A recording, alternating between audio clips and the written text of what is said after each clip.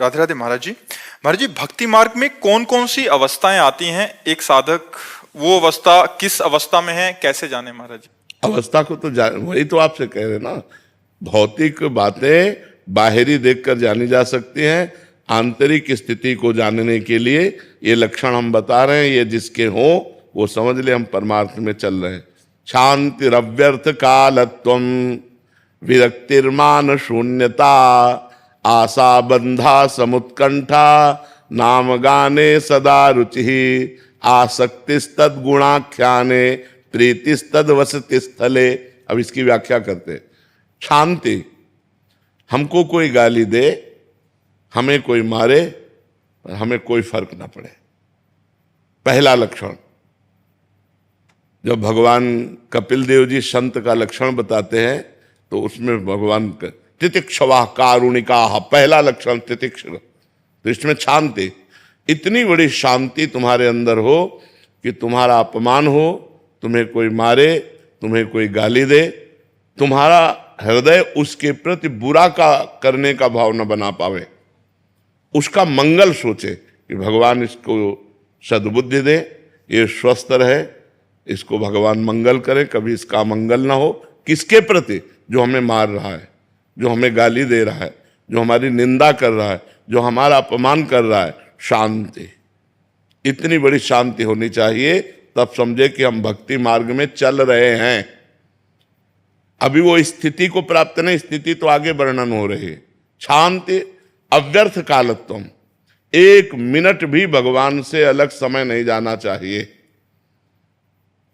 तद विस्मरणेन परम व्याकुलतेति, भगवान का विस्मरण होते ही व्याकुलता पैदा हो जानी चाहिए। मैं कैसे भूल गया भगवान को? एक क्षण भी भगवान का चिंतन नहीं छूटना चाहिए। अगर छूट गया तो वो व्यर्थ समय चला गया। अव्यर्थ कालत्वम, व्यर्थ समय नहीं जाना चाहिए। ये अभी चलने की बात है। शांति अव्यर्थ कालत्वम, विरक्तिर, लोक परलोक के भोगों से वैराग्य, किसी के भी भोग भोगने की इच्छा नहीं। ये जो भक्ति का साधक है उसकी जो ऊंचाई होती है वो होती है विरक्तिर। और फिर मान शून्यता, अपने में कोई सद्गुण ना देखना, अपने को अधम और नीच मानना और दूसरे में सद्गुण देखना, स्वयं अमानी रहकर दूसरों को मान देना, दूसरों का सत्कार करना, लेकिन जब अपना मान हो तो दुख होना कि मैं इस योग्य नहीं हूं, मैं तो नीच हूं, मैं अधम हूं। अमानिना मान देना, कीर्तनीया सदा हरि, जो सदैव भगवान का चिंतन करते हुए अमानी रहता है, दूसरों को मान देता है, वो भक्त है। मान शून्यता, शांति अव्यर्थ कालत्वम, विरक्तिर, मान शून्यता, आशा बंधा। अब उसके अंदर स्थिति आई, इसी जन्म में मुझे भगवत प्राप्ति हो जाएगी। जब ये लक्षण आ गए तो ये लक्षण आ गया, स्थिति आ गई, आशा बंधा, इस जन्म में मुझे भगवान मिल जाएंगे, इस जन्म में मेरा काम हो गया, मेरी भगवत। जैसे अपने लोगों के हृदय में है, अभी थोड़ी कि भगवान दर्शन ने हमारा पता नहीं कल्याण हो कि ना हो, बिल्कुल अटैची लिए तैयार है, जब बुलाओ शरीर छोड़ो बस गए। आशा बंधा, दृढ़ आशा हो जानी चाहिए कि इस जन्म में मेरा काम हो गया। क्योंकि शांति अव्यर्थ कालत्वम, विरक्ति, मान शून्यता, जब ये लक्षण आए तो एक महान स्थिति आ गई कि अब इस जन्म में मुझे भगवत साक्षात्कार हो जाएगा, मेरा काम हो गया।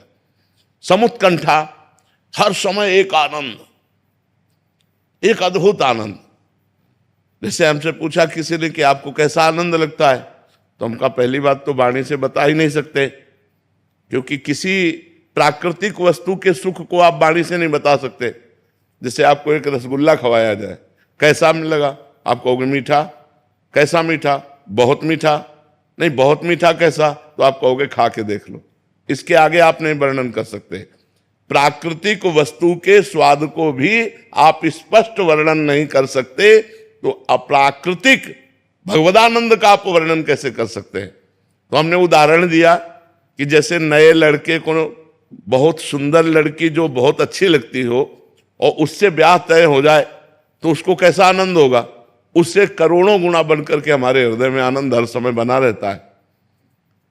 इसीलिए किडनी फेल हमको दुख नहीं पहुंचा पाती, हर समय भगवद आनंद। समुत्कंठा, हर समय एक उत्कंठा भगवान से मिलन की, एक भगवान के चिंतन का अद्भुत आनंद। नाम गाने सदा रुचि, भगवान के नाम में इतनी रुचि हो गई कि त्रिभुवन की राज्य लक्ष्मी दे दी जाए तो भी नहीं छोड़ सकता।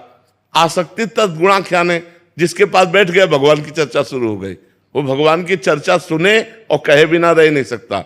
और प्रीतिस्तद वसति स्थले, जो भगवान की अवतार लीलाएं हैं, जैसे अयोध्या है, मथुरा है, काशी है, द्वारिका है, वृंदावन है, इनमें उसकी प्रीति हो जाती है।